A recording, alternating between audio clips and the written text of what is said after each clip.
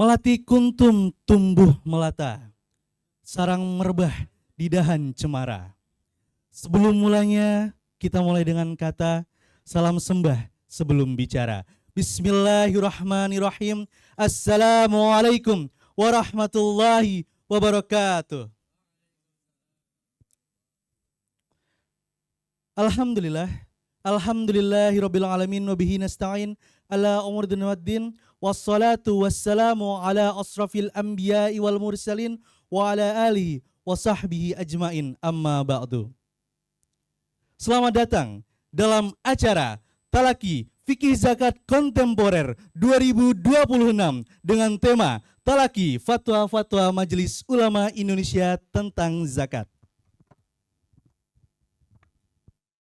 Yang kami hormati, kami ucapkan selamat datang kepada Profesor Dr. Kiai Haji Asrorun Niam Soleh, Ketua MUI Bidang Fatwa, selaku narasumber.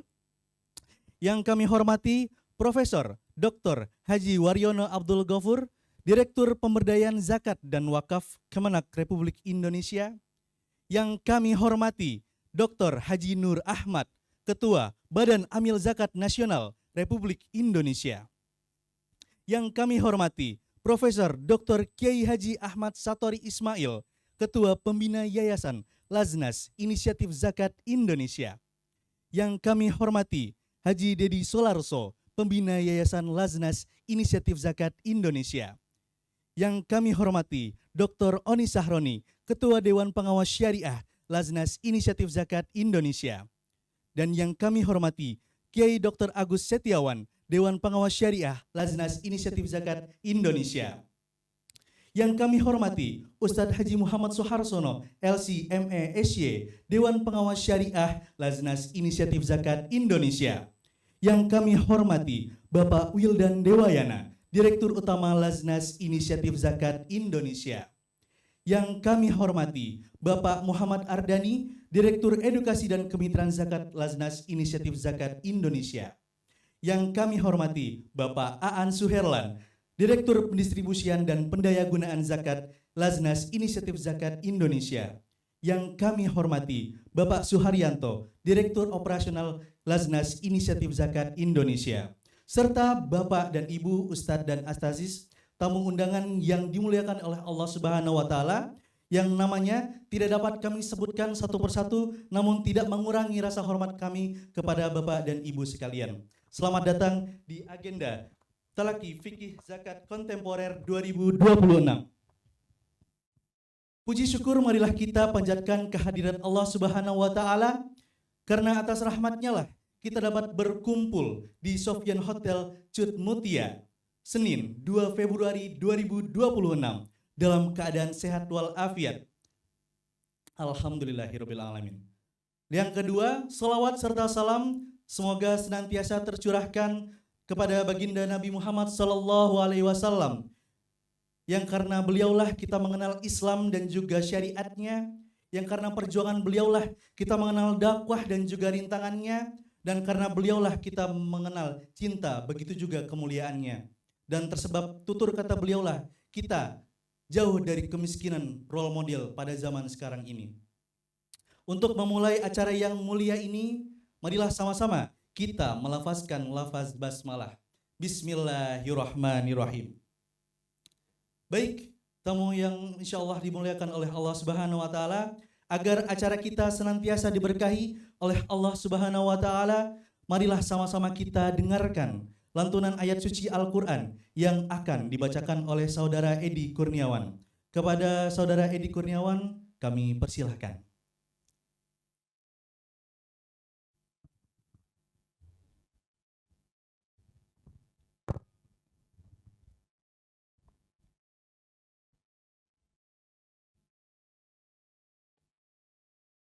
Bismillahirrahmanirrahim. Assalamualaikum warahmatullahi wabarakatuh.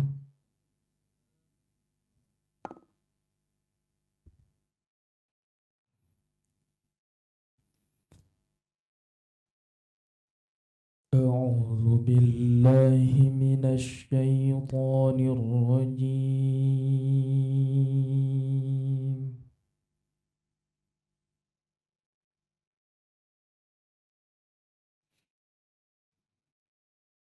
Bismillahirrahmanirrahim.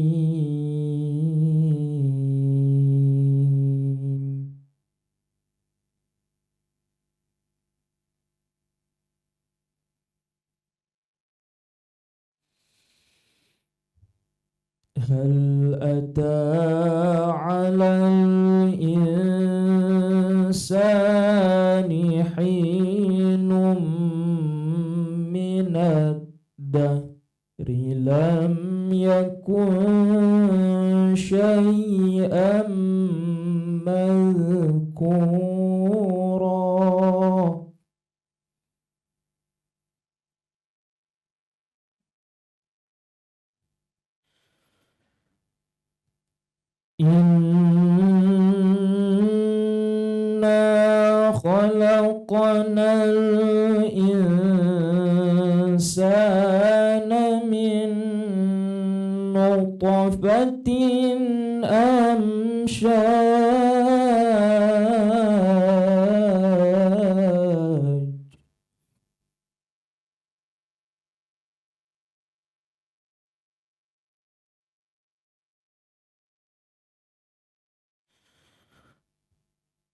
من نطفة أمشاج نبتليه فجعلناه سميعا بصيرا.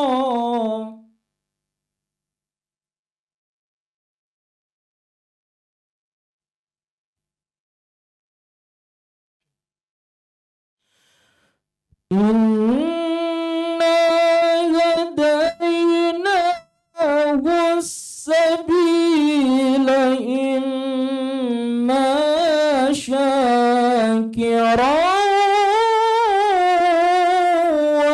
وإما كفورا.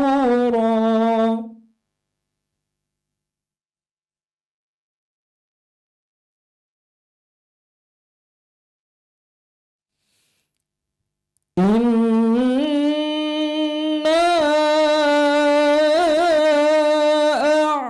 أعتدنا للكافرين سلاسل وأغلالا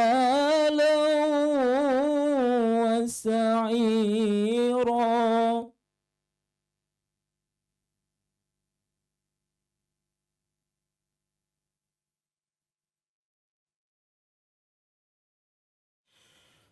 إن الأبرار يشربون من كأس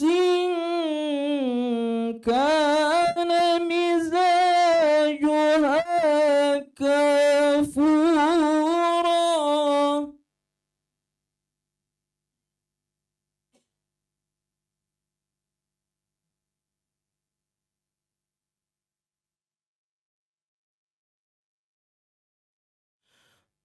عينا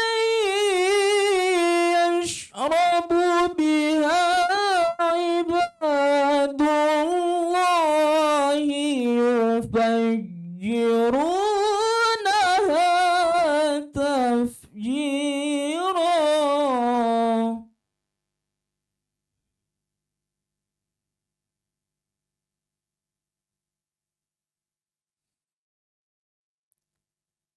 يوفون بالنذر ويخافون يوما كان شره مستطيرا.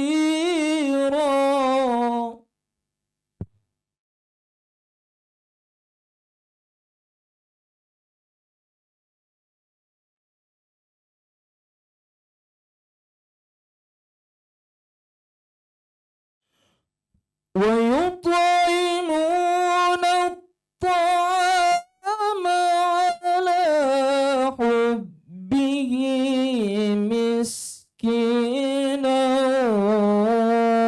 ويتيما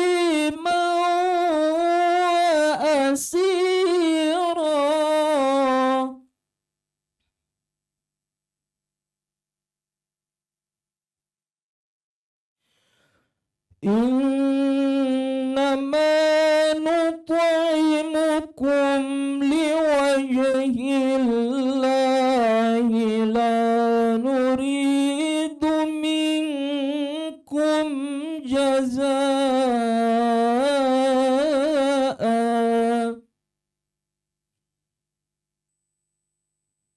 لا نريد منكم جزاء ولا شكورا صدق الله العظيم. Aku berlindung kepada Allah dari godaan setan yang terkutuk dengan menyebut nama Allah yang Maha Pengasih lagi Maha Penyayang. Bukankah telah datang kepada manusia suatu waktu dari masa yang ia belum merupakan sesuatu yang dapat disebut? Sesungguhnya kami telah menciptakan manusia dari setetes mani yang bercampur. Kami hendak mengujinya dengan perintah dan larangan sehingga menjadikannya dapat mendengar dan melihat. Sesungguhnya kami telah menunjukkan kepadanya jalan yang lurus. Ada yang bersyukur dan ada pula yang sangat kufur. Sesungguhnya kami telah menyediakan bagi orang-orang kafir rantai, belenggu, dan api neraka sa'ir yang menyala-nyala. Sesungguhnya orang-orang yang berbuat kebajikan akan minum dari gelas yang campurannya air kafur, yaitu mata air di dalam surga yang diminum oleh hamba-hamba Allah dan dapat mereka pancarkan dengan mudah. Mereka memenuhi nazar dan takut akan suatu hari yang azabnya merata di mana-mana. Mereka memberikan makanan yang disukainya kepada miskin, anak yatim, dan tawanan. Mereka berkata, sesungguhnya kami memberi makanan kepadamu hanya demi ridho Allah. Kami tidak mengharap balasan dan terima kasih darimu. Maha benar Allah dengan segala firman-Nya. Sekian, assalamualaikum warahmatullahi wabarakatuh.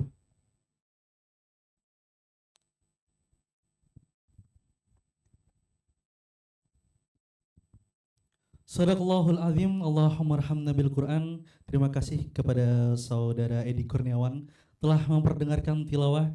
Semoga kita yang mendengarkan sama-sama diberkahi dan dirahmati oleh Allah Subhanahu wa taala. Amin, amin ya rabbal alamin. Memasuki agenda berikutnya, kita akan simak keynote speech dari Direktur Pemberdayaan Zakat dan Wakaf Kemenak Republik Indonesia. Maaf Pak, oke.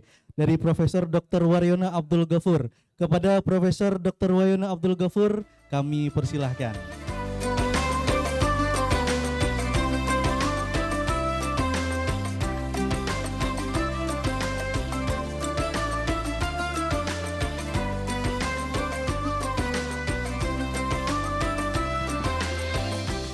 Assalamualaikum warahmatullahi wabarakatuh.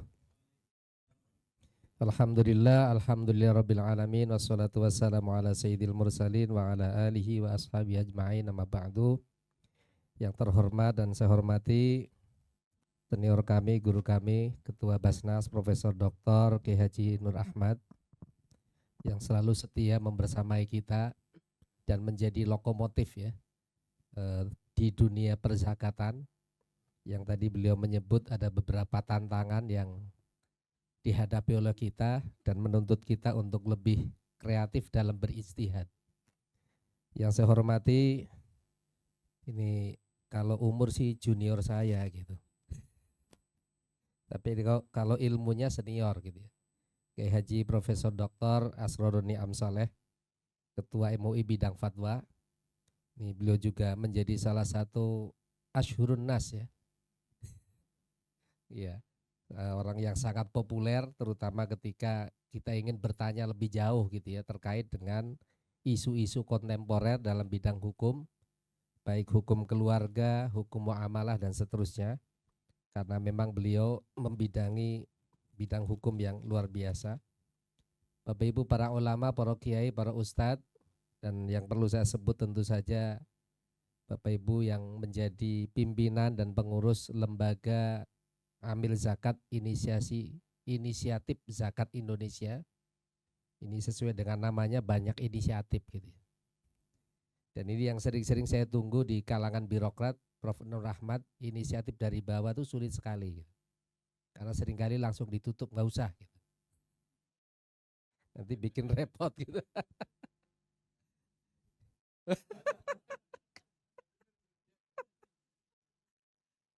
Alhamdulillah, ini yang kesekian kalinya saya hadir dalam acara talaki zakat yang diadakan oleh IZI. Dan ini menurut saya tradisi yang bagus untuk mendiskusikan hal-hal yang terkait dengan hukum gitu ya. Meskipun untuk Indonesia menurut saya aqwalul ulama gitu ya, itu sangat banyak. Tapi pada akhirnya setiap kita juga diberi kebebasan untuk memilih pendapat. Nah, tapi kenapa talaki ini menurut saya masih sangat penting dan relevan? Karena mengurus hal-hal yang bersifat publik. Jadi keputusan yang bersifat publik tentu harus didiskusikan bersama sehingga kemudian bisa dipakai bersama-sama dan untuk kemaslahatan bersama. Saya mungkin tidak perlu ke sini. Saya ingin menambahkan saja dari yang disampaikan Prof. Nur Ahmad, Bapak Ibu, bahwa saya membaca kompilasi fatwa MUI terkait dengan zakat, kurang lebih sudah ada 25 fatwa. Kalau tidak salah ya Prof. Asrul Naam ya. Di bagian akhir. Di bagian akhir itu saya mencatat ada 25 fatwa MUI terkait dengan zakat. Ini menunjukkan kepada kita bahwa persoalan zakat kontemporer itu luar biasa banyak gitu. Dan tentu saja yang terakhir ini juga menarik karena betul nih zakat itu Bapak Ibu, kalau menurut beberapa buku yang saya baca memang ada yang bersifat qot'i, ada yang bersifat ijtihadi. Lah yang ijtihadi inilah yang menjadi peluang kita gitu ya untuk bagaimana menyesuaikan, mengadaptasikan dengan persoalan-persoalan yang kita hadapi. Meskipun juga mungkin sebagian kita juga berdebat gitu ya, yang qot'i yang mana, yang ijtihadi yang mana. Tapi yang jelas bahwa Profesor Ibrahim Hussein gitu ya, sebagai mungkin penggagas atau apa ya di MUI, beliau orang pertama di Komisi Fatwa ya. Itu tahun 97 kalau tidak salah, sudah membuat kaidah-kaidah gitu ya terkait dengan prosedur merumuskan fatwa di kalangan MUI, di MUI maksud saya. Nah, salah satunya memang bahwa fatwa ini memang harus seperti yang tadi disampaikan Ustadz Oni gitu ya, harus dirumuskan dengan hati-hati, jangan sampai jatuh pada tahakum. Karena menurut beliau ketika terjadi tahakum maka itu sebenarnya lebih berat dosanya daripada syirik katanya. Itu kata beliau itu. Saya mengutip aja dari tulisan beliau yang disampaikan dalam satu kegiatan halakoh gitu. Ya Bapak Ibu yang saya hormati, karena ada wilayah ijtihadi inilah menurut saya peluang untuk merumuskan ulang nisab itu sangat terbuka. Itu satu menurut saya. Yang kedua, Bapak Ibu, kalau melihat data minimal dari LPZN yang disampaikan oleh Basnas kepada kami, dari 41 triliun itu ternyata kalau dipilah-pilah gitu ya, kalau dipilah-pilah itu kalau tidak salah Prof. Nur Rahmat ya, yang murni zakat itu hanya 11 triliun. Lah 30 triliunnya itu adalah infak, sedekah dan lain-lain. Ini artinya ada garis lurus dengan apa yang disampaikan oleh Pak Menteri bahwa kalau kita hanya mengandalkan zakat memang sangat kecil karena itu tadi ada isu zakat inklusif ya, daripada kena 1/10 gitu ya. Nah, lebih baik ke umat Islam aja hanya 2,5% gitu kan. Artinya lebih kecil gitu dari non muslim gitu ya. Tapi kata Pak Menteri bahwa ya 2,5% itu menjadikan kita sebenarnya tidak dermawan gitu. Karena masih ada DSKL yang lain ini yang belum optimal juga gitu. Misalnya beliau sering nyinggung wakaf. kemudian fidyah gitu ya, Prof. Nur Rahmat ya, yang sering disebut oleh beliau, kafarot dan seterusnya gitu. Nah maka apa di samping zakat ini ada problem belum optimal dari sisi pengumpulannya, lah di sisi lain yang sudah qot'iyul wurud dan qot'iyul thubut itu ada problem, yaitu terkait dengan nisab ini. Saya tidak bisa membayangkan seandainya nanti para agniya gitu ya berpedoman kepada nisab zakat sesuai dengan harga pas hari ini, ya betul akan terjadi penurunan angka orang mau berzakat. Sudah aja zakatnya 2,5%, nah, terus kemudian yang kedua baru berzakat ketika pendapatannya 20 juta ke atas. Nah, maka kalau beberapa bulan yang lalu ya dari Kemendagri kalau tidak salah golongan PNS golongan 3 yang gajinya 18 juta ke bawah belum wajib zakat. Karena mungkin beliau seperti sudah tahu gitu ya bahwa akan ada kenaikan emas dan seterusnya Bapak Ibu. Nah ini menurut saya nanti Prof. Asrorun Niam mohon kami dibantu sebagai regulator gitu ya. Kami juga sudah akan mendiskusikan karena sebenarnya hari ini juga awalnya akan diskusi dengan Basnas. Minggu lalu ya, minggu atau minggu ini ya, terkait dengan nisab ini. Karena menurut saya memang sangat mendesak. Masyarakat muslim kita ya, secara tidak langsung gitu ya, atau bahkan langsung itu sangat terpengaruh dengan fatwa. Disinilah pentingnya atau strategisnya fatwa gitu. Jadi masih harus bertanya gitu kepada ulama, kepada kiai, meskipun sudah ada IE. Itu tetap saja masih belum mantap karena belum talaki gitu kan. Nah ini menurut saya sisi positif ya yang harus kita jaga gitu sehingga masyarakat tidak mengambil keputusan sendiri, apalagi kemudian keputusan sendirinya itu dijadikan sebagai ayo ikut saya aja yang lebih murah gitu. Nah ini jangan sampai begitu Bapak Ibu, nanti kita harapkan ya. Jadi di samping isu nisab ini juga menurut saya isu zakat yang lain yang memang belum optimal itu juga bagaimana kita bisa mengoptimalkan. Kemudian yang mungkin juga Bapak Ibu kita perlu mencari exit strategi Bapak Ibu. Ketika zakat 2,5% belum optimal dan itu misalnya menjadikan satu-satunya pengeluaran wajib umat Islam, maka harapan bahwa prinsip dasar pengelolaan awal itu adalah jangan sampai ada perputaran harta di kalangan orang kaya, itu tidak tercapai. Ya la yakuna dulatan bainal agniya itu tidak tercapai. Maka menurut saya prinsip umum ini perlu dikedepankan.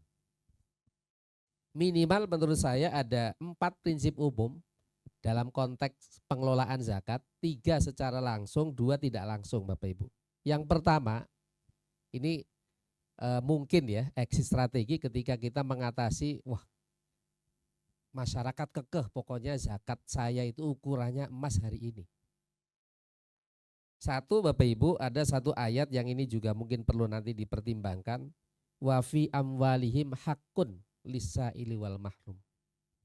Ini menurut saya ayat yang mendahului turunnya ayat-ayat zakat. Untuk menyadarkan kepada kita bahwa dalam setiap apa yang kita miliki, milkut tamah misalnya, itu ada hakun lis-sa'ili wal mahrum. Makanya kenapa misalnya dalam hadis-hadis itu didialogkan ya, Rasulullah mendialogkan termasuk menjelaskan kepada orang miskin bahwa meskipun ada miskin tetap diharapkan bersedekah. Memang tidak menjadi sedekah wajibah gitu kan. Tapi menurut saya ini bagian dari pintu kecil yang bisa terus kita dakwahkan gitu ya. Bahwa kalaupun Anda tidak berzakat, Anda memiliki kewajiban dan itu hak bagi orang lain lisa'il wal mahrum dari harta yang kita miliki. Itu menurut saya. Jadi wa fi amwalihim haqqun lisa'il wal mahrum. Karena kami juga sadar Bapak Ibu, masyarakat Indonesia itu adalah masyarakat fikih. Yang ketika mau melakukan apapun yang dibuka adalah fikih. Itu yang kemudian ada yang menyatakan bahwa sebenarnya orang Indonesia itu bukan back to Quran dan hadis. Bukan kembali kepada Quran dan hadis, tapi kembali kepada fikih. Ya realitasnya emang seperti itu. Itu satu Bapak Ibu. Wa fi amwalihim hakun lisaili wal mahrum, itu adalah prinsip umum menurut saya untuk mengingatkan terutama kepada agniya gitu ya, bahwa di dalam harta yang kita miliki, dan Rasulullah juga sering menyampaikan agar orang miskin pun juga bukan berarti tertutup peluangnya untuk sedekah. Bahkan yang menarik misalnya dalam Al-Quran, bagaimana orang yang punya harta kemudian memberikan sesuatu hartanya itu kepada orang lain tapi diiringi dengan kata-kata buruk, itu justru rendah nilainya. Qaulun ma'rufun khairun bin shadaqatin yasbauha adza. Ini juga menurut saya orang yang karena berpegang kepada fikih yang sangat kuat gitu ya. Kemudian misalnya datang amil kepada orang yang bersangkutan, loh Anda kok mewajibkan kepada saya yang tidak wajib? Terus udah deh saya terpaksa nih saya bayar gitu. Itu kan malah tidak baik. Ini juga perlu diingatkan menurut saya kepada orang-orang kaya yang berpegang kepada fikih secara normatif gitu ya. Tapi kemudian tidak mengedepankan etika misalnya. Itu satu Bapak Ibu, prinsip umumnya. Yang kedua, tadi Bapak Ibu, bagaimana peredaran dan perputaran harta itu tidak hanya kepada orang-orang tertentu, orang kaya. Ya saya tidak tahu ukuran kaya di Indonesia itu berapa ya Pak Wildan. Pendapatannya berapa gitu. Karena kalau terkait dengan bantuan semua orang aku miskin. Iya kan? Ketika didaftar oleh Pak Ketua RT, Pak Ketua RW itu semuanya nerima gitu, bantuan gitu. Padahal dari sisi tampilan rumahnya sudah bagus. Gitu. Bapak Ibu, yang kedua itu prinsip umum ya. Bagaimana kita, ini yang mungkin Pak Kiai Asrorun Ni'am gitu ya, mekanisme li'alayakuna dulatan bainal agniya itu seperti apa? Dalam konteks zakat gitu ya. Nah yang ketiga menurut saya prinsip umumnya itu adalah ta'awun. Bagaimanapun gap antara orang yang punya dengan orang yang tidak punya itu sangat jelas. Maka ketika misalnya orang yang tampak punya emas, bahkan mungkin hanya 1 gram yang harganya tadi dengan memakai di atas 50% 1.100.000, itu artinya sudah punya kepemilikan. Dibanding dengan orang-orang yang berada di desil 1 Bapak Ibu. Yang zero gitu ya, sampai 400.000 rupiah. Ini artinya apa? Orang yang punya 1.100.000 masih punya kewajiban untuk membantu yang ada di desil 1 itu Bapak Ibu. Jadi menurut saya itu yang ketiga. Jadi prinsip ta'awun ini juga menurut saya perlu terus dikedepankan gitu. Sehingga kemudian ketika ada kebuntuan terkait dengan nisab, itu kita masih memberi penyadaran kepada mereka-mereka yang berpunya bahwa kita punya kewajiban untuk ta'awun. Kemudian yang ketiga menurut saya adalah prinsip islah atau muslih Bapak Ibu. Bahwa kenapa misalnya dalam bukunya Yusuf Qaradawi yang lain yang kemudian ditulis ulang misalnya dikutip oleh Kang Jalaluddin Rahmat gitu ya. Ternyata ketika Allah menjadikan semua makhluknya itu azwaj, berpasang-pasangan, maka kita juga tidak pernah berpretensi bahwa orang miskin itu akan hilang gitu ya. Orang miskin akan tetap ada karena ada orang kaya. Nah, hubungan antara kaya dan miskin ini sebenarnya sama-sama penting. Ya, sering orang memberi contoh gitu ya. Laula tidak ada orang miskin, mungkin petugas di jalan raya, kemudian pembersih di kantor nggak ada. Ya, Pak Asrorun Ni'am, Pak Kiai Nur Ahmad yang mencuci bajunya bukan beliau sendiri, tapi orang yang digaji gitu kan oleh kita menjadi pekerja. Artinya apa? Secara ekonomi pasti di bawah gitu kan. Lah kalau hubungan antara agniya dan fukara ini tidak baik, menurut saya menjadi faktor disintegrasi gitu ya. Kemudian juga mungkin dia pengganggu relasi sosial gitu ya dan seterusnya gitu. Maka kenapa dalam ayat yang tadi dibacakan oleh Prof Nur Ahmad gitu ya, bahwa itu saya juga sudah saya tulis di tulisan saya, ketika relasi antara kaya dan miskin itu baik, saya punya tesis Bapak Ibu. Dari berbagai model kejahatan di Indonesia ini Bapak Ibu, kejahatan terkait dengan kecemburuan harta itu termasuk tinggi. Maka kenapa ketika kita ada orang miskin diberi zakat, orang miskin itu diharapkan mendoakan kita yang kaya. Itu artinya apa? Itu artinya sudah mengurangi tugas polisi. Ketika relasi kaya miskin ini baik. Karena apa? Misalnya di Jogja ada kebijakan dari Pemkot misalnya. Jangan memberi para peminta-minta di lampu merah misalnya gitu. Ya karena secara agama pun kita juga diberitahu ya bahwa orang miskin yang mampu menjaga diri kemudian tidak meminta-minta harus lebih dihargai. Tapi pertanyaannya, orang kaya yang simpatik dan empatik ini enggak begitu gitu. Bahkan dulu sebelum Basnas itu kuat gitu ya, itu orang-orang kaya kan seperti membuka rumahnya untuk orang miskin datang. Gitu. Sehingga bahkan ada praktek berjubel-jubel gitu ya, membawa anaknya sampai ada korban. Jadi zakat dan seterusnya itu idealnya disampaikan, bukan mereka datang kemudian kita berikan.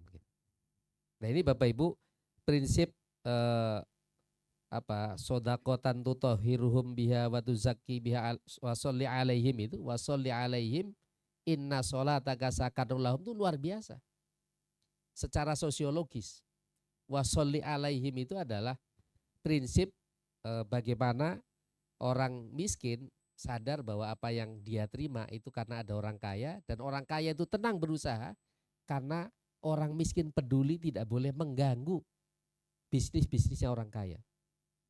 Nah tapi hari ini ternyata yang melakukan kejahatan itu bukan orang miskin gitu kan.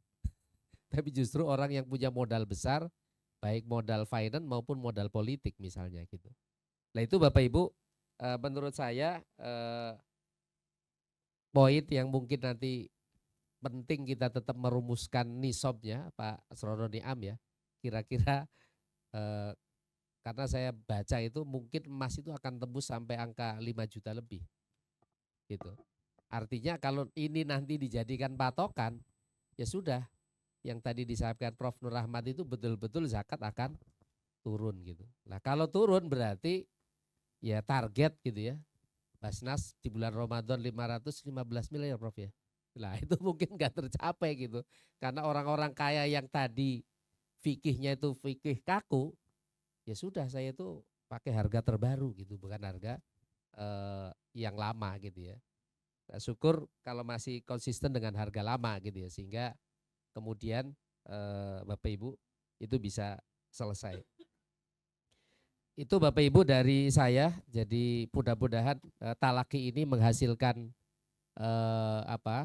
rumusan yang membuat masyarakat agnia terutama untuk tersadarkan bahwa zakat bukan satu-satunya gitu ya, bukan satu-satunya amal soleh yang sifatnya wajib, tapi ada amal soleh yang lain yang juga perlu dihidupkan sehingga kemudian bisa menjadi faktor washolli alaihim, sehingga polisi tidak perlu terlalu sibuk gitu ya ngurusi kejahatan yang bersifat ekonomi dari kalangan miskin, karena hari ini yang mengejar penjamret pun ternyata jadi tersangka gitu kan.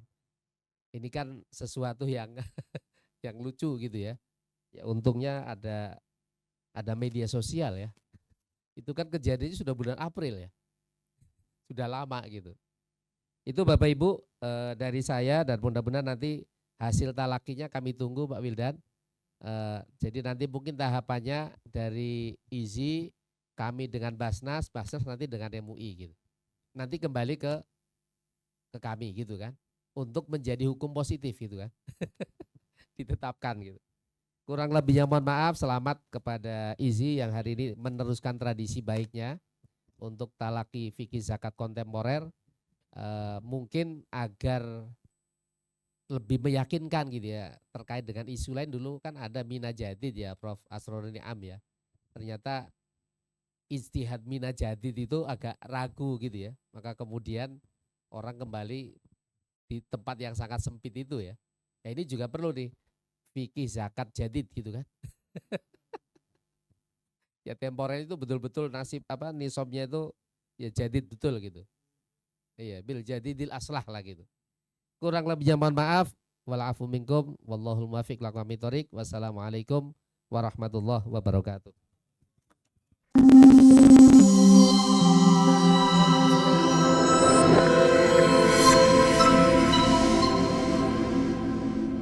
Menginjak agenda utama kita, untuk para tamu hadirin yang berada di luar bisa masuk kembali karena kita akan memasuki agenda utama pada hari ini, yaitu Talaki Fikih Zakat Kontemporer 2026 dengan tema fatwa-fatwa MUI tentang zakat. Hadirin yang berbahagia, tibalah kita pada agenda inti, yaitu materi Talaki Fikih Zakat Kontemporer 2026 yang akan membahas tuntas dengan fatwa-fatwa MUI tentang zakat. Sesi ini akan dipandu langsung oleh moderator kita, yaitu Kiai Dr. Agus Setiawan LCMA, dan narasumber utama kita yaitu Bapak Profesor Dr. Kiai Haji Asrorun Niam Soleh LCMA. Baik, kita bacakan terlebih dahulu profil tentang Dr. Agus. Beliau adalah Dewan Pengawas Syariah Laznas Inisiatif Zakat Indonesia.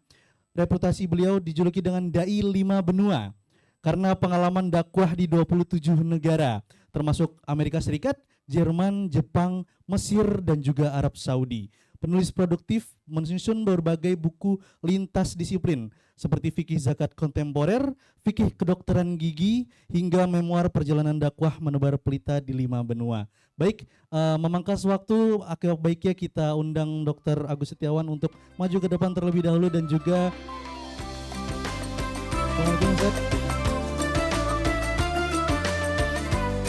selanjutnya akan saya silakan kepada Dr. Agus Setiawan. Waktu kami persilahkan.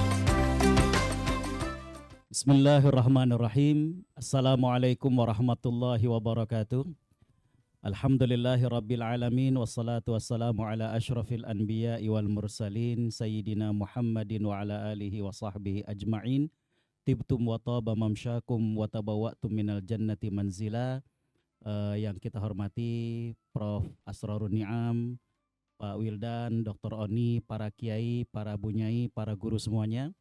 Tibalah kita pada acara puncak dari talaki fatwa-fatwa MUI tentang zakat, dan tentunya kita berbahagia di sini membicarakan berkaitan tentang zakat, karena zakat ini menjadi salah satu solusi daripada sistem ribawi sebagaimana yang Allah firmankan dalam surat Ar-Rum ayat 39.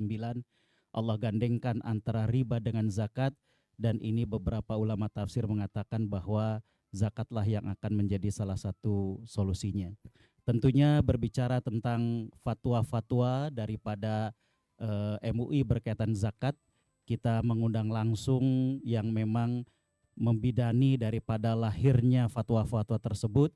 Maka karena itu saya undang kepada guru kita semuanya, Profesor Dr. Kiai Haji Muhammad Asrorun Niam Soleh, untuk bergabung ke depan. Kepada beliau, falyatafaddal ilaihi masykuran wa ma'juran.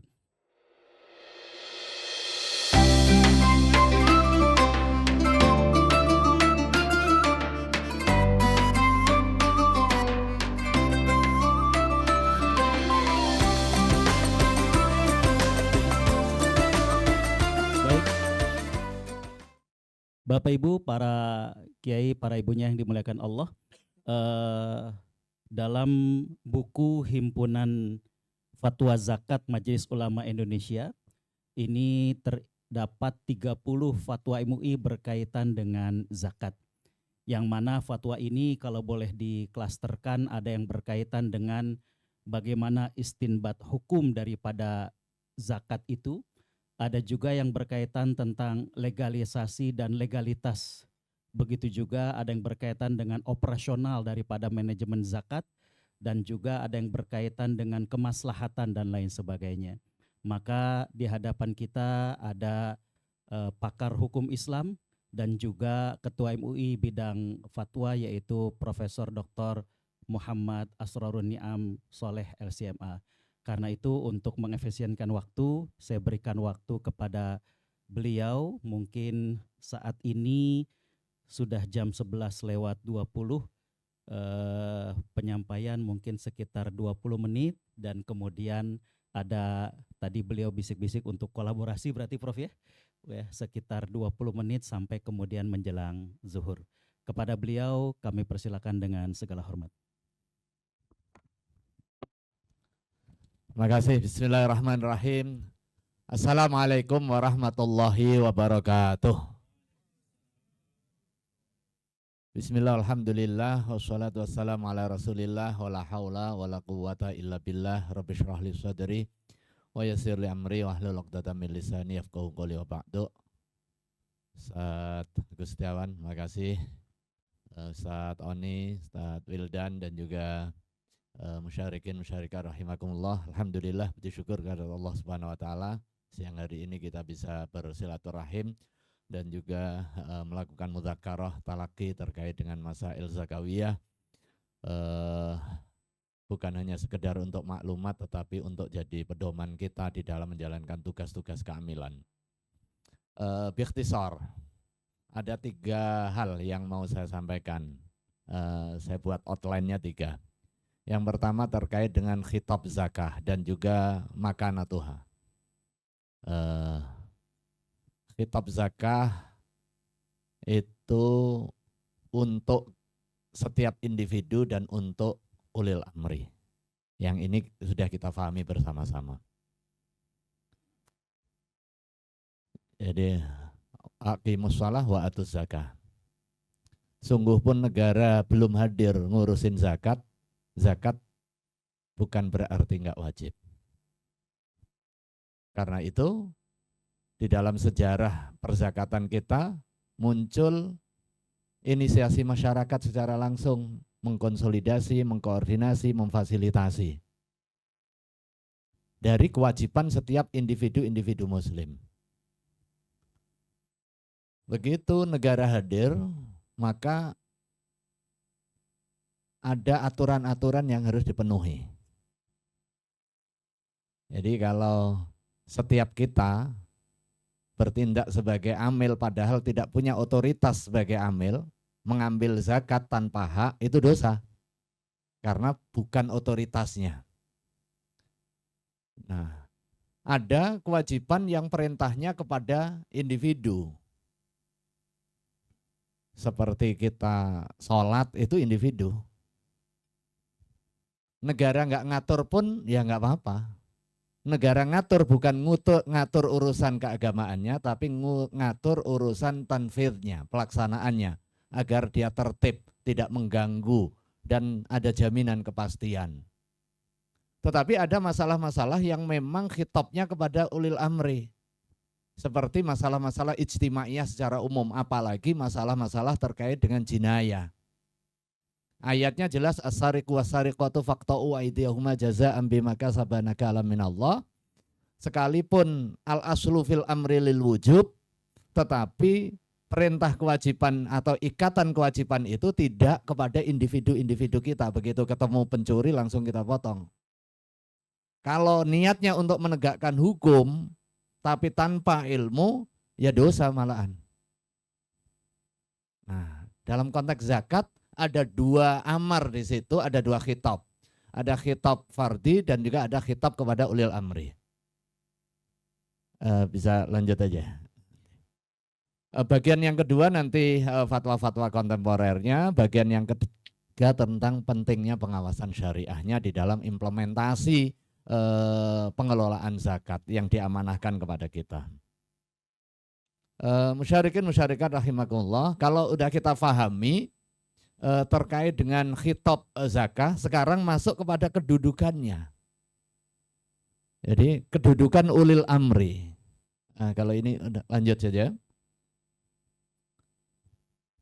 Terus kedudukan ulil amri. Nah, kedudukan dan kewenangan ulil amri di dalam pengelolaan zakat. Undang-undang kita berada di dalam rezim pengaturan zakat, bukan pewajiban zakat. Apakah ini salah? Tidak. Setidaknya ada 3 mazhab di dalam relasi antara agama dan negara. Mazhab yang pertama adalah mazhab integralistik, menyatunya agama dan negara. Jadi aturan agama ya negara, aturan negara, negara agama jadinya. Kemudian yang kedua adalah sekularistik yang memisahkan wilayah agama dan wilayah negara secara diametral. Wilayah agama, wilayah private, negara urusannya adalah urusan publik. Nah yang ketiga itu adalah simbiotik. Dan di dalam konteks kehidupan bernegara dan berbangsa kita, setidaknya hingga hari ini, kita sudah berkonsensus untuk membangun relasi hubungan yang bersifat simbiotik. Nah, kenapa ini kemudian kita bisa memahami undang-undang pengelolaan zakat? Tetapi seandainya nanti ada konsensus berikutnya bahwa melalui undang-undang setiap orang yang wajib zakat ya harus membayar zakat. By law dengan undang-undang. Boleh nggak itu? Boleh. Nah ini ada yang menarik dari apa yang disampaikan oleh Syekh Nawawi Al-Bantani terkait dengan relasi agama dan negara ini. Idza aujabal imamu biwajibin ta'akkada wujubuhu. Apabila ulil amri mewajibkan sesuatu yang wajib, maka akan semakin kokoh kewajiban itu. Misalnya direksi Bank Permata Syariah mewajibkan seluruh karyawannya untuk sholat jamaah misalnya. Sholat jamaah hukum asalnya sunnah tetapi kemudian diwajibkan oleh satu kebijakan maka menjadi kokoh, menjadi wajib dalam konteks sholatnya. Tetapi tahap yang berikutnya, idza aujaba bimustahabbin wajaba. Apabila mewajibkan sesuatu yang mustahab, itu jadi wajib. Termasuk iuran wajib yang asalnya sedekah, tetapi kemudian diwajibkan oleh sistem menjadi wajib. Bahkan idza aujaba bimubahin in kanat fihi maslahah wajib. Apabila negara mewajibkan sesuatu yang mubah tetapi ada maslahat yang hendak dituju, maka hukumnya menjadi wajib. Ada ekstrim contohnya lagi ini. Kalau contohnya ini yang ahli hisab pasti akan protes. Katar kisyurbi dukhonin. Nah, di dalam kitab ini disebutkan seperti kalau negara mewajibkan untuk meninggalkan rokok, maka hukumnya wajib. Udah nggak ada khilaf lagi. Udah nggak ada khilaf lagi itu. Karena apa? Karena konunan sudah ada larangan. Nah, balik. Nah, kalau tadi di dalam pengantarnya Prof. Nur kemudian Prof. Aryono menyampaikan banyak masalah fikih yang terkait dengan implementasi zakat, iya. Dia qabilun lil ijtihad, iya. Tetapi begitu ini untuk kepentingan pengaturan hajat publik, maka dibutuhkan satu aturan. Di dalam relasi agama dan negara tadi, ada wilayah agama, ada wilayah negaranya. Wilayah agama oleh berbagai ketentuan peraturan perundang-undangan untuk isbat al-ahkam syariah, lembaga yang memiliki kewenangan di dalam penetapan fatwa di bidang syariah itu adalah Majelis Ulama Indonesia. Sekalipun secara fiqhiyah memungkinkan terjadinya pandangan karena ini masuk kategori masail mu'asyirah, tetapi begitu ada fatwa itu udah ilzam wa yarfa'ul khilaf. Itu syar'an wa qanunan. Baru kemudian negara hadir mengadministrasi. Nah itulah implementasi dari relasi yang bersifat simbiotik di dalam hubungan agama dan negara. Negara nggak mewajibkan ketentuan nisabnya. Nisabnya atau jenis-jenis zakatnya itu tidak pada ranahnya negara. Itu ranah agama. Ranah negara memastikan bahwa ketentuan nisab tadi dapat berjalan secara optimal di dalam pengelolaan zakatnya. Kalau ada fraud, ya negara hadir untuk melindungi kepentingan jamaah, untuk melindungi kepentingan mustahiq. Nah ini yang terkait dengan kedudukan ulil amrinya. Nah, manhumul amil, amil itu pada hakikatnya adalah tugas ulil amri. Dan undang-undang kita menyerap realitas sosiologis. Seperti yang saya sampaikan tadi, ada 2 khitab tadi. Yang pertama adalah itu amil ya ulil amri. Yang diberikan mandat oleh ulil amri. Baru kemudian kearifan lokal kita di dalam penyusunan undang-undang sebagai bagian dari produk politik, di samping pertimbangan hal yang bersifat filosofi, bersifat yuridis, juga ada pertimbangan yang bersifat sosiologis di dalam penyusunan ketentuan peraturan perundang-undangan. Dan kondisi sosiologis kita sudah ada partisipasi masyarakat. Karena itu di dalam undang-undang kita dikenalkan jenis amil yang lain yang nggak ada ini di dalam kitab fikih klasik. Jadilah las-las ini. Ya, jadi masyarakat membentuk tetapi memperoleh rekognisi dari ulil amri. Jadi dilakukan proses matrikulasi lah, dilakukan proses pengakuan.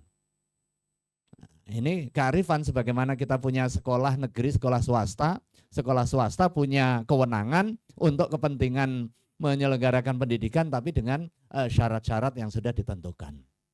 Demikian juga amil di dalam konteks aturan kita dan juga konteks syar'inya. Yang berikutnya kedudukan uang zakatnya. Jadi kedudukan uang zakatnya. Nah, semua hal yang saya sampaikan tadi kemudian dituangkan di dalam fatwa-fatwa keagamaan. Nah, kedudukan uang zakat yang dikelola oleh amil ini sebagai apa? Punya amil, punya negara, punya siapa? Nah, di dalam konteks hubungan agama dan negara yang integralistik, nanti coba bisa lihat. Terus saja, terus. Ya, ini bisa dilihat. Kalau hubungannya adalah hubungan integralistik, maka keuangan yang masuk, baik itu sumber zakat maupun non-zakat, itu masuk menjadi keuangan negara. Karena dia menyatu antara agama dan negara. Kalau di dalam lingkup sekularistik, enggak. Nah, sementara bagaimana di dalam posisi kita? Lanjut, 1 slide saja. Nah, ini relasi yang bersifat simbiotik dengan pengakuan otoritas yang otonom, agama dengan berbagai ketentuan peraturannya, tetapi negara hadir untuk meregulasi, memberikan jaminan kepastian bahwa ajaran agama dapat dilaksanakan secara baik, kemudian merealisasikan tujuan untuk kepentingan kemaslahatan publiknya. Nah, zakat ya ini wilayahnya wilayah ibadah mahdhah. Negara nggak masuk kepada penentuan detil aspek hukumnya. Termasuk kedudukan uangnya, yaitu uang keagamaan, bukan uang negara. Itu uangnya uang keagamaan, bukan uang negara. Nah, turunan logika yang seperti ini sama dengan di ekonomi keuangan syariah juga. Ketika ada dana yang nggak bisa diakui sebagai pendapatan, ini bukan uang si bank atau bukan uang lembaga keuangan, juga tidak ditarik kepada badan lelang atau badan kekayaan negara, tetapi masuk kepada dana sosial keagamaan. Salah satunya lembaga amil zakat, kemudian Basnas bisa mengelola itu. Nah, berikutnya namanya uang umat lah. Uang umat itu ujungnya nanti adalah baitul mal jika negara sudah membentuk secara spesifik.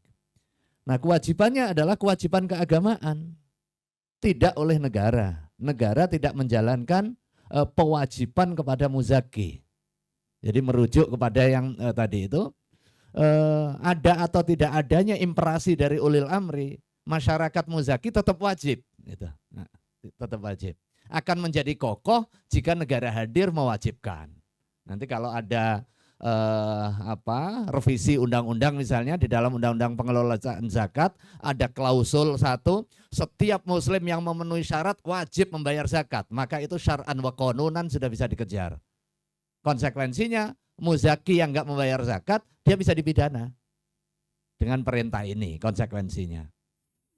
Dan kabar baik yang lebih progresif itu undang-undang jaminan produk halal.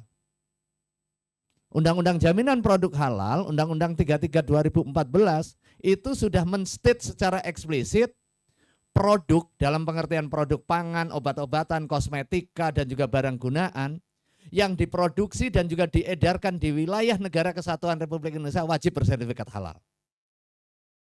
Dan secara efektif kewajiban itu enggak ada lagi pengecualian, itu Oktober 2026. Nanti ada pengecualiannya, kecuali memang dari awal didedikasikan untuk non halal. Misalnya dia resto babi misalnya, yang enggak wajib sertifikat halal kan. Nah, cuma dia wajib declare bahwa produk kami non halal. Nah, itu bagian dari perlindungan konsumen. Ini jauh lebih maju. Nah, berarti tingkat penetrasi kelompok kepentingan zakat ini kurang kencang ini berarti. Nah, ini kan ini menjadi vested interest, menjadi pressure group, kelompok kepentingan, kelompok penekan. Kelompok penekan di dalam pengertian yang positif ya. Ya kita ini memang vested group terkait dengan vested interest, punya interest yang spesifik. Interestnya apa? Interestnya adalah agar tata kelola zakat bisa optimal sehingga bisa melahirkan kemaslahatan publik. Nah, akibat dari sini maka jadi zakat bukan uang negara, pengelolaannya harus sesuai dengan ketentuan agama dan tidak ada unsur penipuan. Nah, begitu masuk penipuan, ini pidana bisa masuk. Tujuan zakat tercapai. Nah, atas dasar ini kemudian melalui Ijtima Ulama Komisi Fatwa 2024 kemarin, MUI menetapkan fatwa mengenai kedudukan zakat. Lanjut, bisa dilihat. Nah ini, dana zakat bukan milik negara, tapi juga bukan milik lembaga amil zakat, bukan milik Basnas, tapi milik mustahik. Posisi amil di mana? Sebagai intermediary, pemegang amanah. Basnas sebagai pemegang amanah.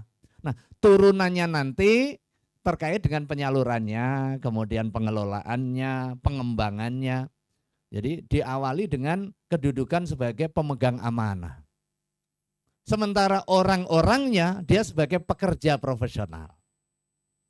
Maka itu amil yang punya bagian harta zakat itu bukan muasah, bukan karena kebaikan, bukan karena memang haknya, tetapi dia muqabalah sebagai imbal balik atas pekerjaan profesional gitu. Agak sedikit berbeda dengan asnaf zakat yang lain. Kalau asnaf zakat diamil, dia punya hak untuk memperoleh bagian dari harta zakat karena sebagai kompensasi dari pekerjaan profesionalnya. Nah, kalau orang yang bekerja untuk kita, misalnya nyopir misalnya, kepentingannya personal kita, nggak boleh dibayar dengan harta zakat. Wong itu pekerjaannya nggak ada kaitannya dengan zakat, nggak ada kaitannya. Atau di rumah tangga ART, saya bayar dengan harta zakat, ya nggak boleh. Wong itu kerjaan profesional, gitu. Nggak boleh. Gitu. Nah, sopirnya, kalau sopirnya Pak Wildan sebagai amil di dalam menjalankan tugas keamilan, dia berarti sopir lembaga amil zakat, itu bisa. Itu kan kerjaan profesional terkait dengan zakat. Tetapi kalau kerjaan saya sebagai sebagai ketua RW di rumah misalnya kan, ketua RW. Ya saya bayar dengan zakat saya, ya nggak bisa. Nah, kecuali dia miskin, jadi kita bayarnya bukan karena kerjaan profesional sebagai imbalan nyupirin saya, tetapi karena dia miskin gitu, karena dia miskin. Dana zakat bukan milik negara dan bukan milik badan amil zakat, tetapi milik mustahiq. Amil zakat wajib mengelola dan menyalurkan zakat kepada mustahiq sesuai ketentuan syariah. Nah, fatwa ini penting terkait dengan dispute di tingkat aparat penegak hukum. Nah, kalau ini masuk kategori uang negara, Bapak Ibu pegiat zakat yang salah manajemen kemudian berdampak kepada kerugian, itu menjadi koruptor. Kena undang-undang tindak pidana korupsi. Tapi kalau nggak masuk sini bukan berarti bagi yang fraud aman-aman saja, ya tetap kena pidana. Yang menipu, yang menyembunyikan, yang tidak menunaikan, yang mengambil secara tidak hak, ya tetap ada pidananya. Cuma maksudnya pidana umum. Lanjut. Terus ini tanggung jawab ulil amri. Nah, ini baliklah yang ulil amri tadi. Ya. Ini yang amil. Oke deh, yang amil oke. Tadi secara umum sudah saya jelaskan, terus saja. Yang posisi ulil amri. Ini yang fatwa 2024 juga. Berapa menit lagi masih? Ya. Iya itu tadi. Nah, ini ulil amri punya kewajiban syar'i untuk menetapkan aturan yang mengikat bagi muzaki untuk membayar zakat. Jadi dia punya otoritas. Kemudian memiliki kewenangan syar'i untuk memungut dan mengelola zakat termasuk zakat aparatur negara. Sebenarnya ulil amri punya kewenangan. Jadi misalnya bikinlah aturan itu Kemdagri, seluruh karyawan di Kementerian Dalam Negeri harus bayar zakat. Itu punya kewenangan itu, kewenangan secara syar'i. Tinggal bagaimana didorong kewenangan konuninya. Demikian juga di BUMN. Kan ada juga yang model seluruh karyawan muslim harus wajib zakat dan dipotong payroll. Kecuali yang keberatan. Nah, kecuali yang keberatan. Ini model PLN, terus ada beberapa tempat. Terakhir Pemprov Jawa Tengah, model begitu. Nah, kalau itu didorongkan berarti pada hakikatnya negara memfasilitasi. Jadi memfasilitasi bukan memaksa, memfasilitasi kewajiban. Karena pada hakikatnya sebelum negara memaksa, dia sudah dipaksa oleh komitmen ketuhanan gitu. Komitmen ketuhanan. Jadi posisi negara lebih pada memfasilitasi. Negara dalam menjalankan kewenangan harus sejalan dengan prinsip syariah. Nah tadi terkait dengan zakat emas itu tadi memang benar. Ya orang yang nggak kena kewajiban zakat yang nggak boleh dipungut atas nama zakat seolah-olah itu jadi kewajiban. Nah seolah-olah jadi kewajiban. Padahal dia belum terkena kewajiban zakat. Sekarang kalau zakat penghasilan dianalogkan nisabnya dengan emas 85 gram, kemudian muncul kenaikan harga yang sangat ekstrim. Sekarang masalahnya yang perlu didalami secara serius, apakah emasnya yang naik atau rupiahnya yang turun nilainya. Ya setelah dilakukan kajian lebih mendalam memang rupiahnya yang turun. Rupiahnya yang turun, maka ini saya ini DPS di lembaga keuangan. Salah satunya saya dibayar konversi emas. Setiap bulan emas saya turun. Jadi setiap bulan tuh gaji saya turun. Bukan gaji naik. Tapi setelah saya pikir-pikir, ya rupiahnya sih tetap sekian. Tetapi karena memang nilai rupiahnya yang turun. Sama-sama nilai 100 juta. Hari ini dengan 2 tahun kemarin itu udah berbeda. Maka dibutuhkan satu patokan yang relatif stabil. Dan hingga hari ini semua orang sepakat nilai yang relatif stabil itu ya emas. Maka itu emas cenderung dibuat lindung nilai atau mekanisme hedging. Lindung nilai. Nah, walau bagaimanapun Pak Nur, Prof Nur sudah meminta secara lisan dan Saya minta ya tertulis dan sudah dikirim secara tertulis permohonan i'adatun nazar untuk fatwa terkait dengan zakat penghasilan. Sedang dalam proses pembahasan. Kalau ada nanti pandangan-pandangan secara fikih yang rasional untuk kepentingan i'adatun nazar sangat terbuka untuk bisa menyumbangkan ide, gagasan dan juga pemikirannya. Yang berikutnya, terus ini terus saja kita percepat terus. Nah ini kedudukan amil terus. Nah sekarang kita masuk kepada bagian yang kedua. Mudah-mudahan enggak terlalu lama. Zakat atas harta haram. Nah ini patokan juga. Ini buat panduan semua lembaga amil zakat juga. Ini udah jelas orang korupsi atau uang dari perjudian kemudian datang ke lembaga amil zakat atau amilnya yang meng-approve daripada nanti disiksa, mending dizakatin aja ke sini karena zakat itu adalah pembersih. Nah jangan sampai juga begitu karena harta haram tidak wajib dizakati. Kewajibannya apa? Kewajibannya taubat. Nah itu dan mengembalikan harta yang diambil. Kalau ternyata nggak ketahuan misalnya harta perjudian, boleh diterima tapi tidak dibukukan sebagai zakat, bisa dibukukan sebagai DSKL, tidak dibukukan sebagai zakat. Jadi zakat itu dari hanya harta yang bersih, kira-kira begitu. Demikian juga tadi ketika ada orang non muslim datang untuk berzakat, ya harus dijelaskan juga, jangan juga oh iya gitu kan, mumpung ada uang banyak masuk ini, nggak boleh juga dijelaskan. Zakat itu nggak wajib bagi bapak, tapi kalau mau menyumbang boleh. Nah, kira-kira begitu poinnya. Itu kan karena dia masuk kategori ibadah mahdoh. Salah satu syaratnya adalah muslim, sebagaimana juga sholat dan lain sebagainya. Jadi kalau ada orang baik pengen ngikut kita atas nama toleransi, kemudian ikut sholat ya dijelaskan saja. Kalau tetap ikut kompensasinya nanti kita sebagai resiprokasi. Timbal baliknya pas Natal kita ikut, ya nggak boleh, bukan bentuk toleransi dan juga kebersamaan yang seperti itu, ada masing-masing wilayahnya. Lanjut, yang berikutnya penarikan, pemeliharaan dan penyaluran harta zakat. Saya kira ini posisi kita sebagai yadul amanah, pemegang amanah. Ketika kita sudah jaga, kemudian ada gempa dan lain sebagainya, masih di dalam penguasaan kita nggak wajib ganti. Tetapi muzaki sudah gugur kewajiban.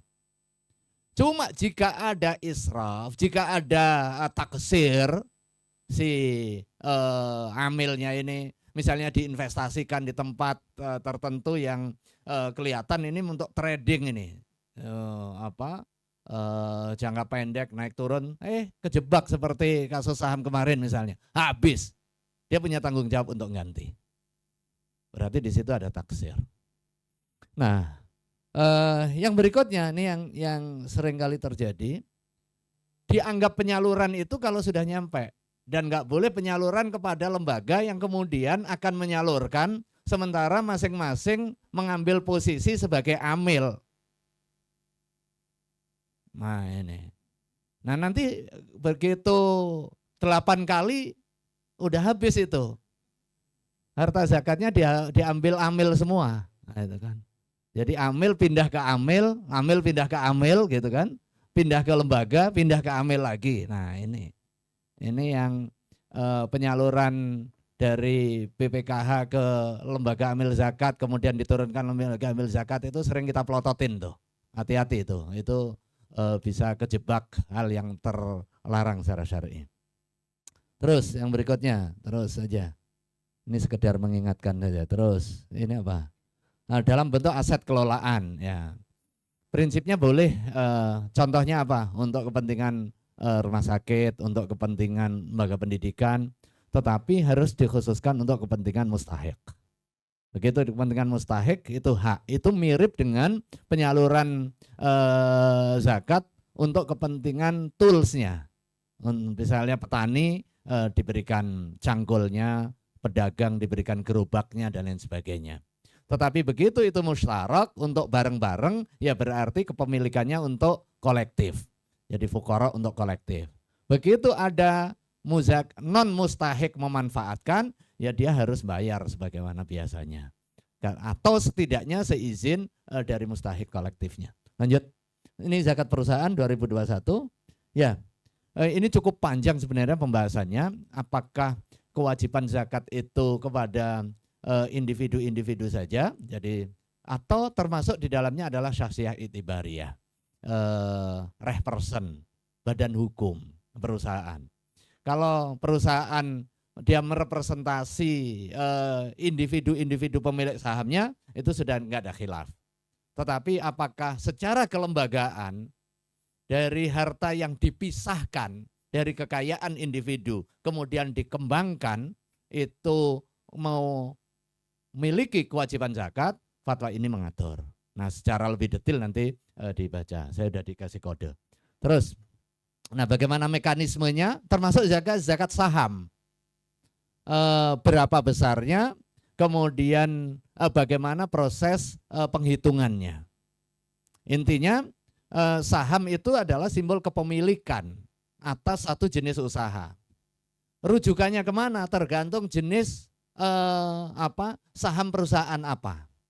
Kalau perusahaannya untuk pertanian ya pada merujuk kepada ziro'ah. Kalau sahamnya terkait dengan kepentingan trading atau perdagangan, ya dia masuk kepada tijarah dan sejenisnya. Yang terakhir, nah urgensi pengaturan pengawasan syariah.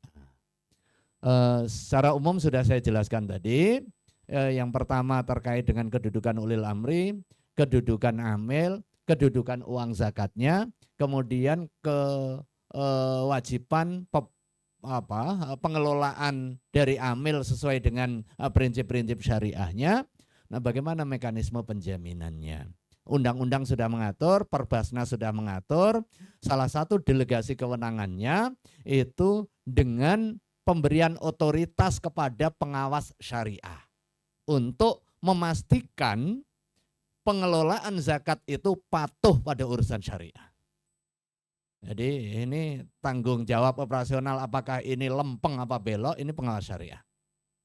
Nah, untuk kepentingan penyeragaman pedoman, maka rujukannya adalah fatwa. Fatwa ini juga nanti yang jadikan rujukan bagi pemeriksa, baik itu inspektorat, kemudian di internal Kemenak, atau bahkan jika ada BPK masuk, BPKP, dan juga KPK, rujukannya adalah fatwa.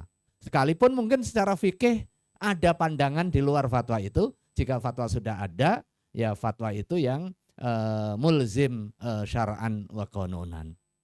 Jadi kalau nisabnya, oh enggak, ini menurut fatwanya Muhammadiyah, fatwa NU, fatwa ini, itu kalau di dalam pemeriksaan formal itu layak tabar. Itu setidaknya hingga hari ini sesuai dengan ketentuan peraturan perundang-undangan yang ada. Wallahu a'lam bishawab. Walafu minkum. Wassalamualaikum warahmatullahi wabarakatuh. Waalaikumsalam. Kita berikan aplaus buat Prof. Asroni, Masya Allah ya.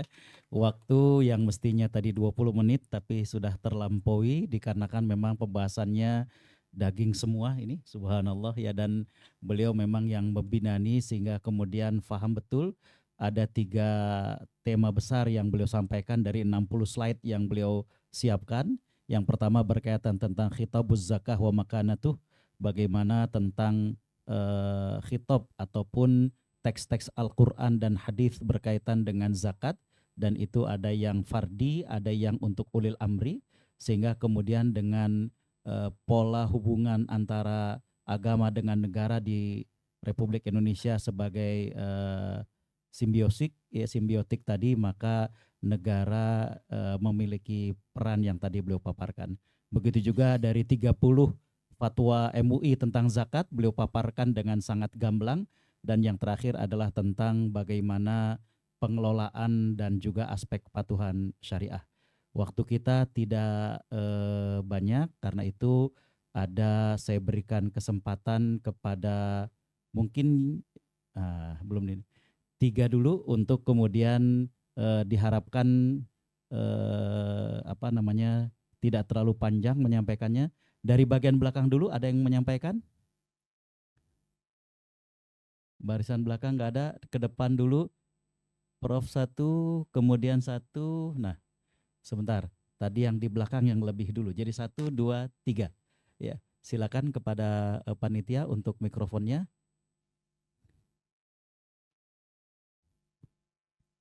Yang berbaju batik, kemudian Bapak sebelah kanan saya dan dari yang sebelah.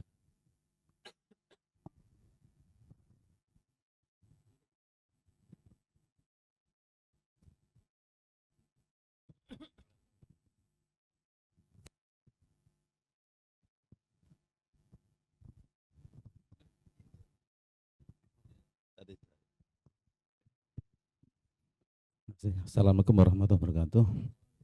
Terima kasih atas waktunya. Selamat bertemu lagi Pak Niam. Sudah lama dulu ketemu. Baik, mungkin ada beberapa hal yang setidaknya ada kegalauan yang mungkin kalian sampaikan. Mudah-mudahan ada solusi. Yang pertama tadi yang sudah disampaikan oleh yang pendahulu ini bahwa emas begitu naik luar biasa. Itu berarti kan sepertinya akan berkurang tadi informasi sampai 62% muzakinya berkurang kalau merujuk pada 85 gram karena sudah mencapai hitungan sasi kelas itu ada 224 juta. Dulu kalau seharga 1 juta itu 85 juta sudah kena kan gitu. Nah ini terus kira-kira untuk meyakinkan bahwa agar dalam tadi tidak turun itu bagaimana? Apakah ada solusi nisab yang lain selain emas itu? Karena yang selama kita Islamin yang kita adalah emas sebagai tolok ukur utamanya. Yang kedua terkait dengan Undang-Undang Zakat tahun nomor 23 tahun 2011 ini. Pertanyaannya mengapa kecenderungan lebih pada mengatur ambil bukan muzaki? Ini kaitan dengan pernyataan Pak Asrul tadi bahwa negara itu akan lebih melazimkan, lebih menguatkan kewajiban itu manakala ada ketentuan dari negara. Tapi sepertinya kalau saya baca sekilas itu yang diatur justru lebih pada amil. Itulah kemudian makanya kemarin waktu diskusi sampai di Babel ya, Bangka Belitung itu, yang kemudian diawali dengan berbagai diskusi yang sepertinya ada perdebatan zakat itu milik umat atau milik negara, yang kemudian tertuang dalam mungkin istimewa ulama yang nomor 8 ya tahun 2004 itu. Artinya bahwa dengan adanya ketentuan ini yakni bahwa zakat karena tadi yang cenderung diatur adalah lebih pada amilnya, maka ada diskusi tentang itu. Memang waktu itu saya tapi masih penasaran mungkin perlu dijelaskan sedikit sehingga melahirkan tadi fatwa nomor 8/2004 karena waktu itu kan disampaikan bahwa menurut pihak Kemenkeu itu ya milik negara. Alasannya antara lain adalah Basnas itu dibentuk oleh negara. Kalau negara maka itu bagian dari negara. Nah ini mungkin counter tag-nya seperti apa setidaknya biar kita tahu sehingga meskipun sudah diputuskan ya tapi setidaknya waktu ada diskusi yang cukup tarik menarik di situ. Kemudian yang kita terkait dengan improvisasi penyelenggaraan zakat, bahwa kita semua tahu bahwa zakat itu ya 8 asnaf, tetapi di jalan itu butuh improvisasi yang menurut saya itu tidak cukup dengan 8 itu dan sepertinya yang tertuang juga tidak mendapatkan. Contohnya terkait dengan budak misalnya mu'alaf, kemudian misalnya Ibnu Sabil itu kan sepertinya tidak langsung bisa diimprovisasikan. Tapi sebaliknya hal seperti bencana, beasiswa, mungkin ukhuwah Islamiyah terkait dengan Palestina dan sebagainya, itu sebenarnya hal yang real yang perlu dibantu. Pertanyaan mendasar saja adalah bagaimana cara mengimprovisasi antara kebutuhan real di lapangan dengan ketentuan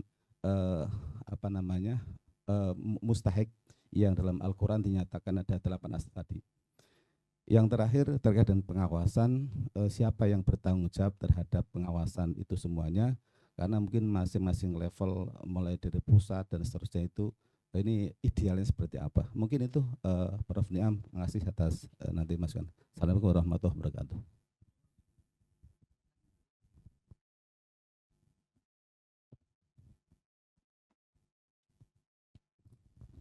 Ya, terima kasih.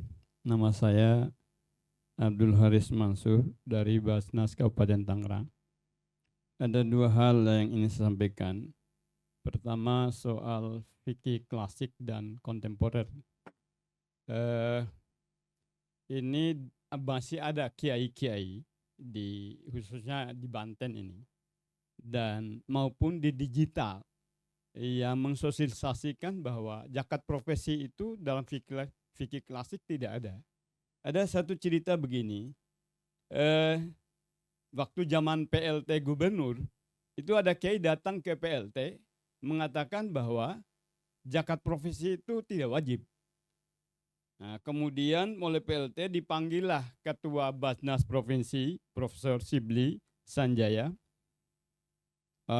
Intinya dipanggil, ya kami siap untuk diskusikan tentang fikih ini. Begitu Pak Sibli siap, kiai tersebut tanya, itu dari Basnas siapa? Profesor Sibli. Kalau Profesor Sibli nggak jadi deh, karena beliau guru saya. Jadi kira-kira begitu. Tapi di digital itu setiap hari itu muncul sosialisasi bahwa zakat profesi itu tidak wajib, tidak wajib. Itu dari pendapat dari 4 mazhab. Itu yang pertama. Yang kedua yang ingin saya sampaikan, soal saya menyebutnya ilegal zakat. Zakat ilegal.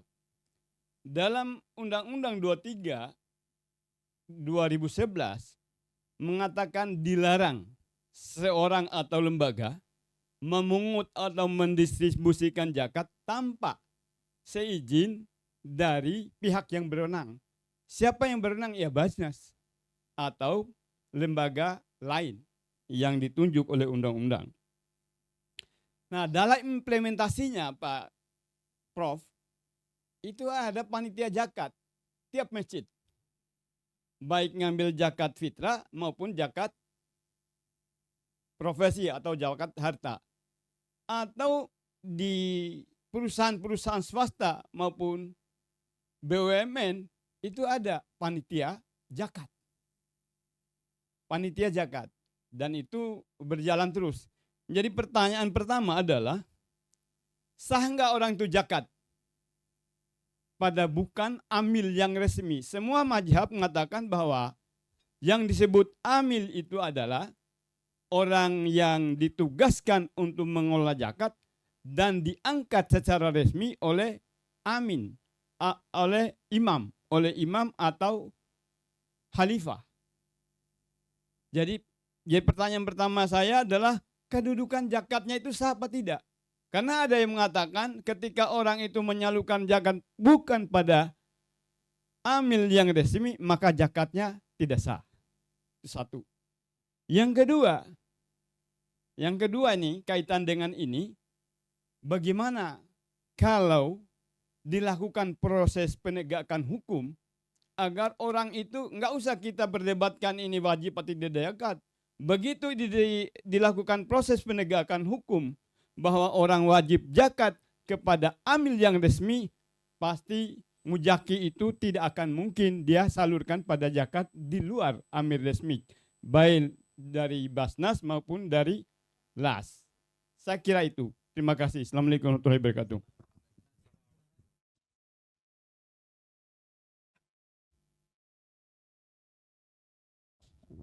Terakhir yang mana Ustaz?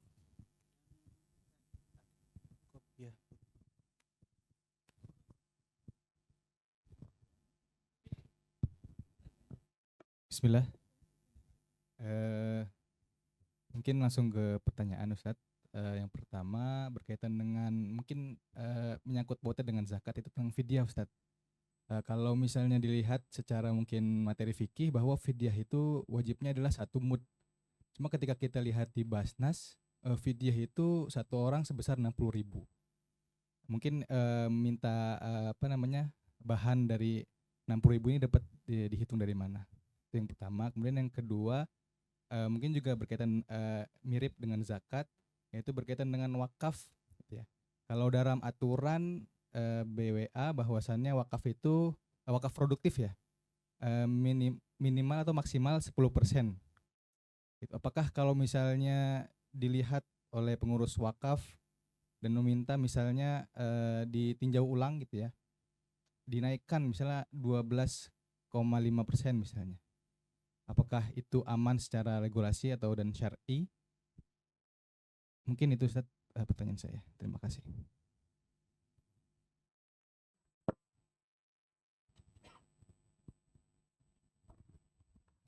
Terima kasih kepada 3 penanya. Yang pertama ada 4 pertanyaan, ya.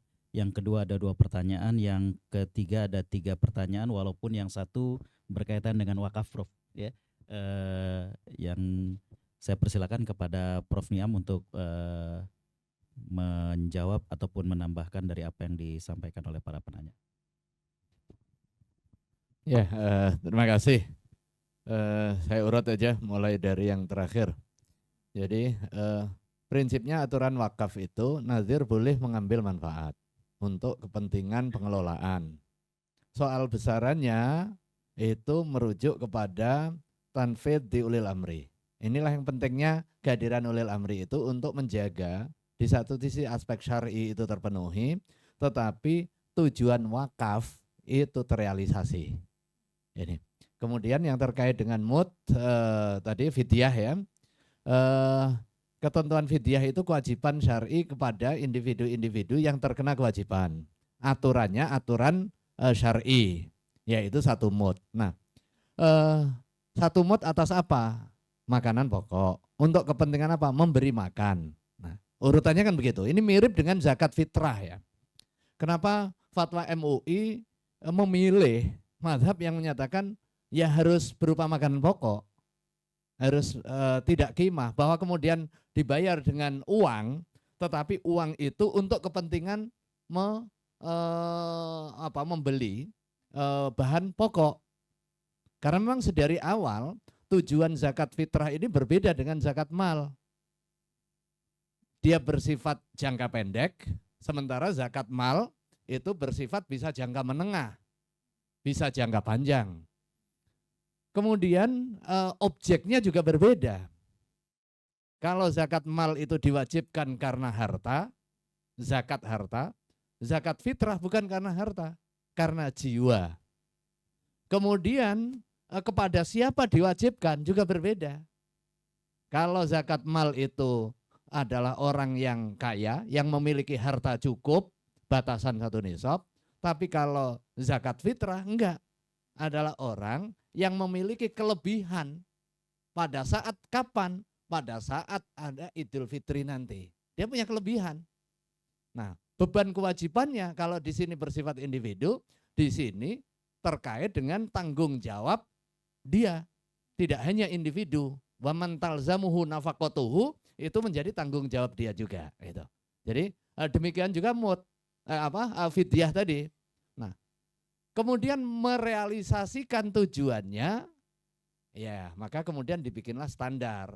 Jadi Basnas menetapkan 60 itu kan lebih kepada standar operasional menerjemahkan ketentuan MUT yang secara syar'i. Yang berikutnya dari Tangerang ya, ada 3 tadi. Menghadapi orang yang memandang bahwa zakat profesi itu enggak ada. Ya ini memang masalah fikih. Sama dengan zuru' wa thimar. Itu wajib, semua sepakat. Zakatun naqdain semua sepakat kan. Tapi kemudian zuru' wa thimar jenisnya apa? Itu terjadi perbedaan pandangan. Salafuhum wa khalafuhum. Sampai sekarang ada orang yang kaya kemudian bisnis petani tebu. Merasa enggak wajib zakat. Iya kan? Karena yang diwajibin zakat itu padi katanya.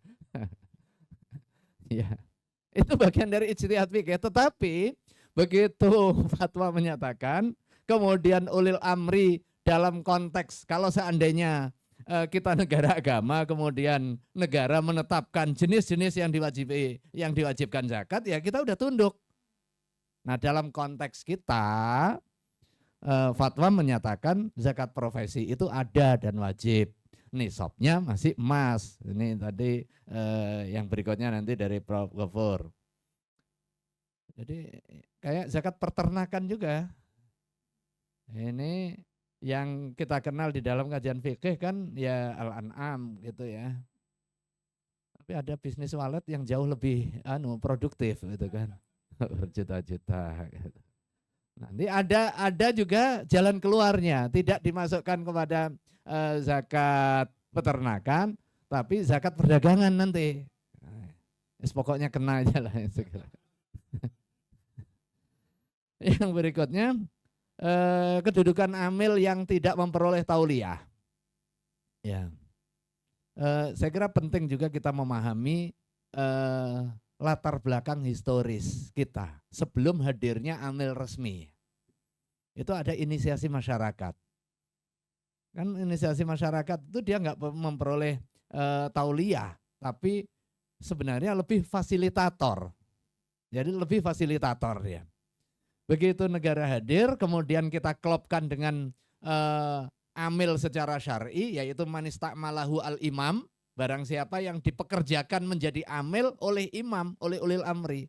Dalam konteks ini berarti kan undang-undang. Oleh undang-undang. Kalau nggak sesuai undang-undang ya liar. Di undang-undang kita juga agak keras kan. Orang menerima zakat padahal dia nggak berhak menerimanya. Memfasilitasi dan lain sebagainya itu bisa pidana. Bisa pidana. Cuma memang ada kebiasaan di tengah masyarakat, misalnya di masjid, bagaimana itu diperbaiki, salah satunya dijadikan UPZ, itu kan langkah-langkah harakatul islah, gerakan terus perbaikan menyesuaikan dengan aturan.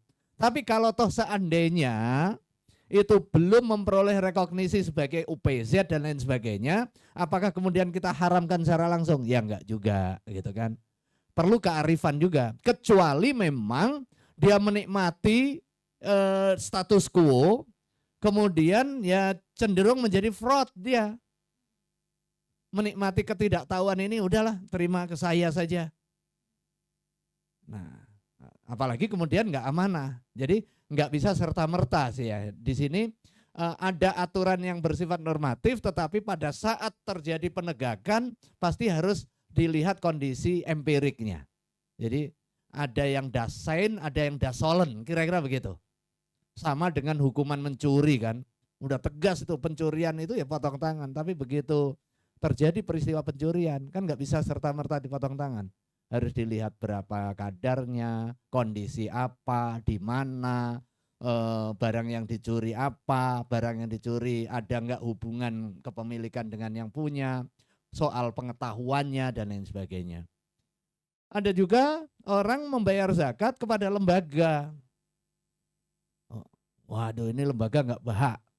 Ternyata ya udah niatnya saya untuk fisabilillah misalnya di lembaga pendidikan. Sangat mungkin itu terjadi. Bahwa kemudian kita dorong pembayaran zakat melalui lembaga amil yang resmi, ini iya dengan harapan agar harta zakat optimal dikelola, disalurkan untuk kemaslahatan. Tapi kita juga harus ingat bahwa perintah zakat itu di samping oleh ulil amri juga langsung kepada individu. Bayar langsung boleh nggak? Ya boleh. Secara syar'i boleh, konuninya juga boleh. Membayar langsung itu kan boleh. Artinya tidak serta-merta kemudian pembayaran zakat yang tidak melalui lembaga amil zakat itu dipersalahkan secara hukum. Kemudian tadi penegakan hukum saya kira sama itu tadi. Kemudian yang terakhir dari Prof. Abdul Ghafur, 8 asnaf itu qot'i tsubut, qot'i dalalah. Tetapi tafsir mengenai siapa yang dimaksud dari salah satu yang 8 itu ada perbedaan pandangan. Hatta di salafus saleh sendiri mengenai siapa fisabilillah, kemudian siapa mu'allaf. Ini kan terjadi perbedaan pandangan. Bahkan seperti yang saya sampaikan tadi, gharimin. Nah, tetapi yang perlu difahami juga, distribusi harta zakat itu kan tidak harus kepada 8 secara keseluruhan. Bisa aja harta zakat ini kita distribusikan salah satu di antara yang 8. Misalnya fuqara semua misalnya kan. Yang lain kan Kenapa saya nggak dapat? Ya sudah, saya maunya ngasih yang fukoro, kira-kira begitu.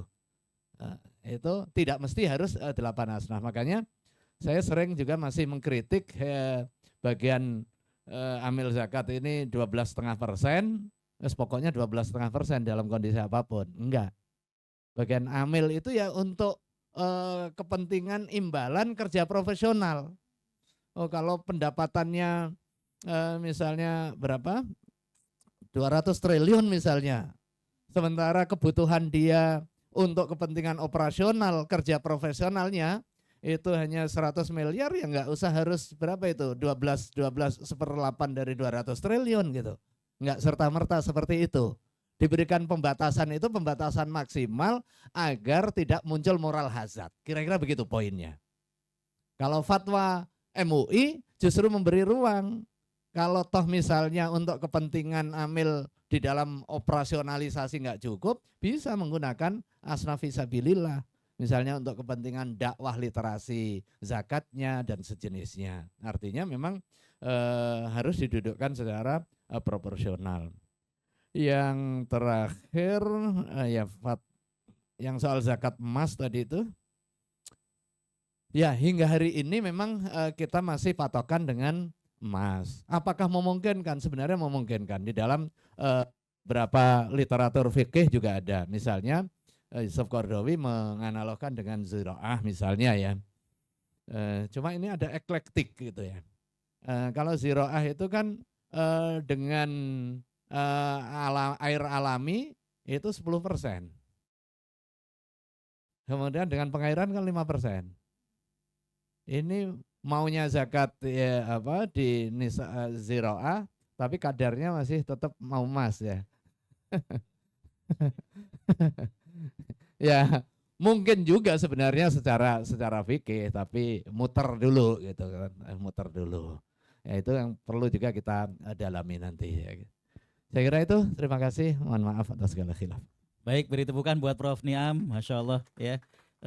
Menarik sekali dari pertanyaan dan jawaban beliau. Semuanya dijawab tuntas berkaitan dengan asnaf dan lain sebagainya. Ingat Ramadan kemarin saya di Kuwait, Prof. Jadi di sana itu mu'alaf dibatasi 5 tahun. Ya. Sehingga tapi 5 tahun ini kemudian di break oleh pihak sana bahwa ada bimbingan-bimbingan sehingga diharapkan setelah 5 tahun itu keimanannya menjadi kuat. Jadi jangan sampai masih 10 tahun dapat zakat karena mu'alaf jadi gitu ya. Gitu. Saya kira waktu cukup ya. Bapak Ibu Allah SWT rahmati, sekali lagi kita berikan aplaus buat Prof. Asrorun Niam atas waktu dan ilmu yang beliau berikan kepada kita. Tentunya masih kurang ya, tapi ini yang akan menjadikan kita akan terus menimba ilmu tentang zakat dan juga lainnya dari beliau. Demikian mungkin yang bisa saya bawakan, saya kembalikan kepada MC. Wallahul muwaffiq ila aqwamit thoriq. Wassalamualaikum warahmatullahi wabarakatuh.